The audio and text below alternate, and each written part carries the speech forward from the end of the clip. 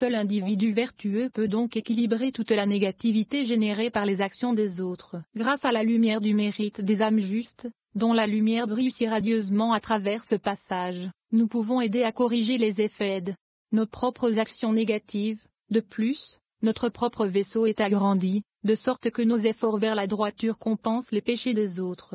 25. Le rabbin Chia a ouvert la discussion avec le verset « Écoutez-moi donc, homme d'intelligence. Loin d'est l'idée de faire le mal et loin de Shaddai l'idée de commettre l'iniquité. Car il rendra à l'homme ce qu'il a fait, et il fera arriver à chacun ce qu'il a fait. Io 34 2.10. Venez et voyez, lorsque le Saint, béni soit-il, a créé le monde, il l'a créé par le jugement, et il existe par le jugement. Toutes les affaires du monde existent selon les principes du jugement. Néanmoins, pour soutenir le monde et empêcher sa destruction, le Saint, béni soit-il, répand la miséricorde sur lui. Cette miséricorde tempère le jugement, afin qu'il ne mette pas fin au monde. Ainsi, le monde agit selon la miséricorde et perdure grâce à elle. 26. Et si vous dites que le Saint, béni soit-il, juge l'homme sans justice, nous avons appris que lorsque le jugement prévaut sur l'homme et qu'il est juste, c'est à cause de l'amour du Saint, béni soit-il. Comme nous l'avons appris, lorsque le Saint, béni soit-il, éprouve de la pitié pour un homme, c'est pour rapprocher l'homme de lui. Le Saint,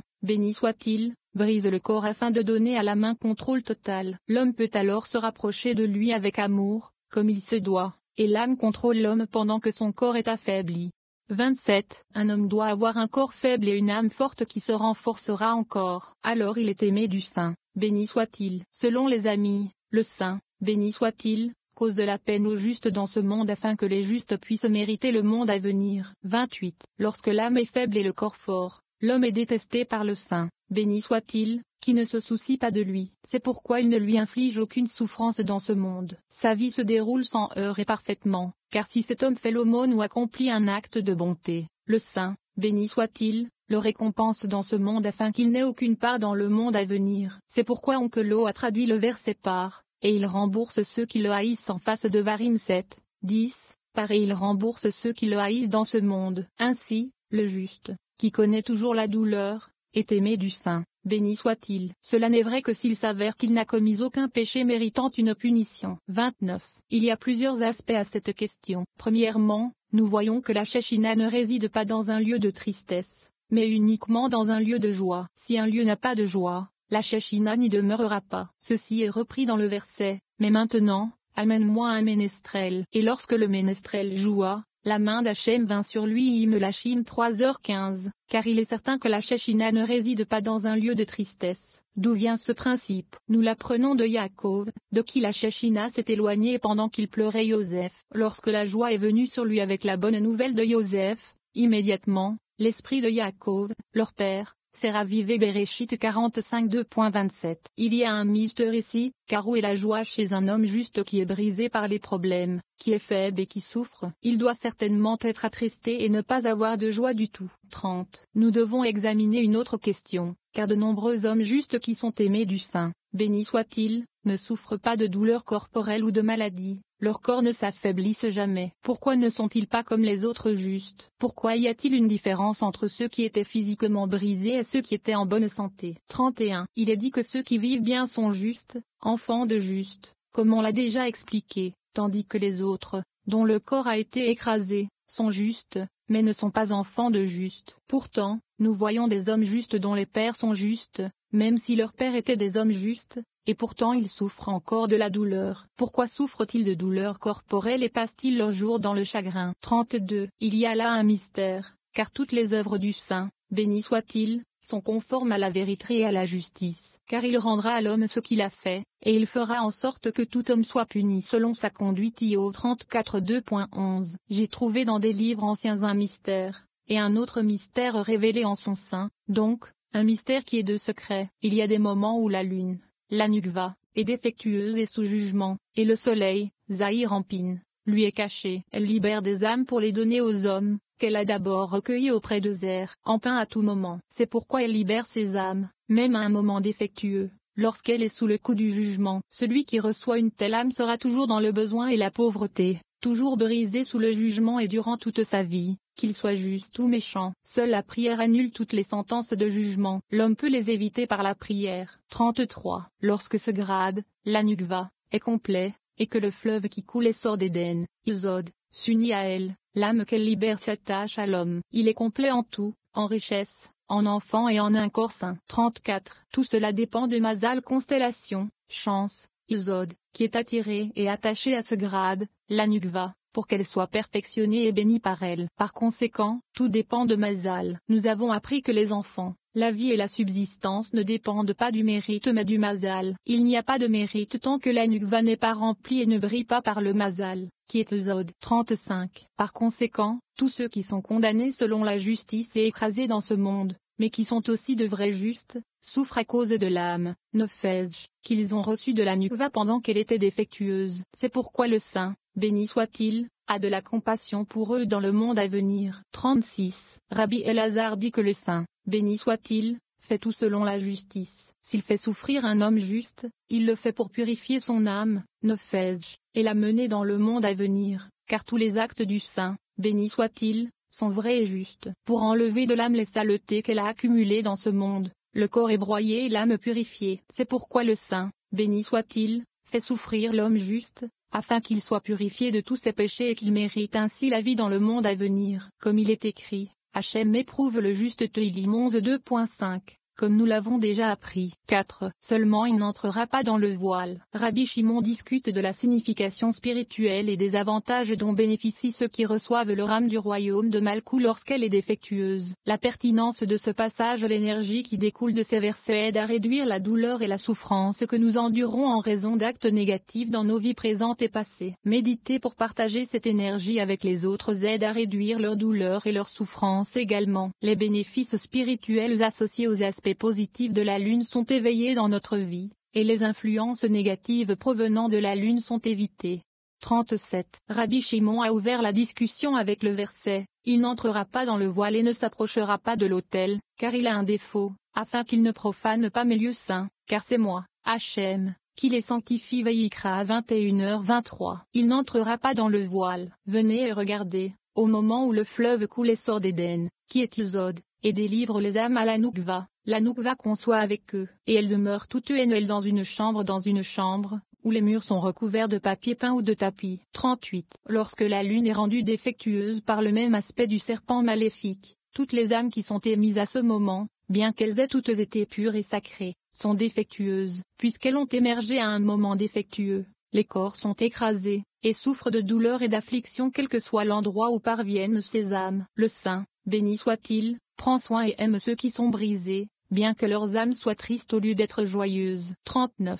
Le secret est qu'il reste comme ci-dessus dans le Nukva. Quand le corps est défectueux, l'âme à l'intérieur reste la même comme dans le Nukva. Parce que l'âme résidait dans la Nukva défectueuse, elle réside maintenant dans le corps défectueux. L'un des états ressemble à l'autre. Par conséquent, il se renouvelle comme la lune, comme il est écrit, et à chaque nouvelle lune et à chaque Shabbat, toute chair viendra se prosterner à terre devant moi. Dit Hachem Yeshaïa 66:2.23. Toute chair, assurément, car elle a besoin de se renouveler, tout comme la lune. 40. Les justes sont les compagnons constants de la lune, la Nukva, et ont les mêmes défauts. Elle demeure donc toujours en eux et ne les quitte jamais, comme il est écrit, celui qui a l'esprit contrit et humble. Yeshaïa 57:2.15, et Hachem est proche de ceux qui ont le cœur brisé. Tehillim 34:2.19. C'est-à-dire de ceux qui souffrent du même défaut que la lune, ceux qui sont toujours près d'elle. Et il sauve ceux qui ont l'esprit contrit ibidem, en leur donnant une partie de la vie qui s'écoule dans la Nukva pour se renouveler, car ceux qui ont souffert avec elle seront aussi renouvelés avec elle. 41. Les déficiences dont souffrent les justes sont appelées souffrances de l'amour, car elles sont causées par l'amour et non par l'homme lui-même. Elles sont d'amour parce que la lumière du petit amour a été altérée lorsqu'elle a été rejetée par le grand amour. C'est pourquoi les justes sont ses compagnons et partagent société anonyme faute. Heureuse est leur part dans ce monde et dans le monde à venir, car ils ont mérité d'être ses amis, comme il est écrit d'eux, pour l'amour de mes frères et de mes compagnons. Tehillim 122:2.8. 5. Voici, mon serviteur va prospérer. Dans cette section complexe et difficile, un aspect de la relation entre Zahir Ampin, le monde supérieur, et Malkout, notre monde inférieur, au moment de la création de ce dernier est révélé, expliquant ainsi pourquoi les méchants semblent souvent prospérer alors que les bons souffrent. Le mystère du verset titre est discuté, révélant qu'à la fin de la période de correction, la foi sera ravivée chez les hommes, et Malkout, représenté ici comme la lune, sera à nouveau réchauffé et illuminé par la lumière. Suit une analyse détaillée des versets de la Torah, sous forme de questions et de réponses.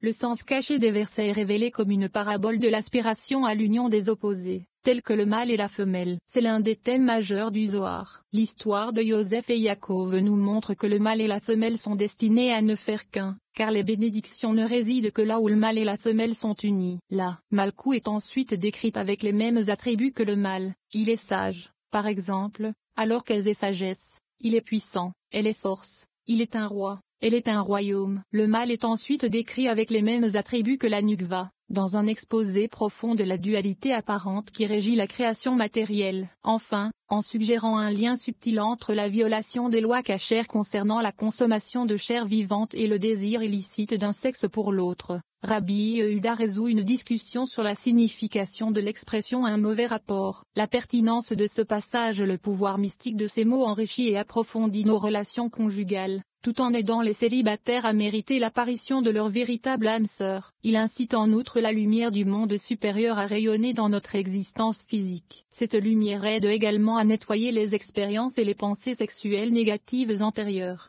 42. Il a ouvert la discussion avec le verset « Voici, mon serviteur prospérera, il sera exalté, il sera très haut » Yeshaïa 52 2.13. Heureuse est la part des justes, à qui le Saint, béni soit-il, a révélé les voies de la Torah, afin qu'ils les suivent. Venez et voyez, le verset « Voici que mon serviteur prospérera » contient un mystère suprême, qui a déjà été expliqué. Mais voici que lorsque le Saint, béni soit-il, créa l'univers, le secret de Zer-Anpin et de Nukva, il fit la lune et la dota de la même stature que Zahir-Anpin. Plus tard, il a diminué ses lumières de telle sorte qu'elle n'avait rien en propre, à part ce qu'elle avait reçu de Zahir-Anpin. Parce qu'elle s'est faite petite, elle a brillé du soleil, signifié par Zahir-Anpin, par la puissance des lumières suprêmes qui sont lui. 43. Pendant que le temple existait, Israël procédait avec diligence aux sacrifices, aux offrandes et aux rituels effectués par les prêtres, les Lévites et les enfants d'Israël, créant ainsi une unification et faisant briller les lumières dans la Nukva. 44. Après la destruction du temple, la lumière s'est obscurcie et la lune, la Nukva, ne brillait plus du soleil, Zahir-Anpin. Le soleil s'est retiré d'elle et n'a plus brillé. Par conséquent, comme nous l'avons appris, aucun jour ne passe sans malédiction, chagrin et douleur. 45. Quand vient le temps pour la lune de briller avec société anonyme propre force, à la fin de la correction, alors il est écrit, « Voici, mon serviteur prospérera », qui est une allusion à la lune. « Voici, mon serviteur prospérera », fait référence au secret de la foi, qui est le Nukva. Les mots prospérera se réfèrent à l'éveil surnaturel, qui ressemble à un homme qui sent une odeur et devient alerte et attentif. 46. Il sera exalté signifie que la Nukva sera remplie de cette facette de la lumière qui est supérieure à toutes les lumières, indiquant qu'Éther. Il sera exalté, comme dans et c'est pourquoi il sera exalté, afin qu'il ait pitié de toi. Yeshaïa 32.18, moins se réfère à la lumière de Kéter, et exalté, du côté d'Abraham, signifie Z, est être élevé, du côté de Yitzhak, signifie Gvura, tandis que Très, du côté de Yaakov, est Tiferet. Cela signifie que la Nukva sera donc remplie par tous ses grades, et bien que cela ait déjà été expliqué différemment, tout est un dans le secret de la sagesse. 47. À ce moment-là, le Saint, béni soit-il, intensifiera l'énergie ci-dessus afin de bien éclairer la lune, la Nukva, comme il est écrit. De plus, la lumière de la lune sera comme la lumière du soleil, et la lumière du soleil sera septuple, comme la lumière de 7 jours. Yeshaïa 32.26. Ainsi la lumière céleste s'ajoutera à la sienne. Alors tous les morts, ensevelis dans la poussière, seront remués dans la vie. 48. Il l'appelle serviteur forme masculine, bien qu'il s'agisse de la Nukva, car le chemin secret vers les clés de son maître est dans sa main. Ainsi, c'est par lui, son messager, que la perfection de la Nukva est connue. Il en va de même par le verset, et Abraham dit au serviteur, Bereshit 24 2.2, qui est la lune, à savoir la Nukva, comme nous l'avons appris, et elle est révélée par l'intermédiaire de Matatron, le serviteur messager de son maître. C'est pourquoi le mot serviteur a été utilisé dans les deux endroits. 49. L'aîné de sa maison Bereshit 24 2.2, se réfère à Matatron, qui est appelé vieille, comme dans J'étais jeune, et maintenant je suis vieille. Tehillim 37 2.25. Le ministre du monde qui est Matatron a dit cette phrase, qui régnait sur tout ce qu'il avait. Bereshit 24, 2, car toutes les couleurs, vert, blanc et rouge, se reflètent en lui. 50. Mais, je te prie, ta main sous ma cuisse ibidem.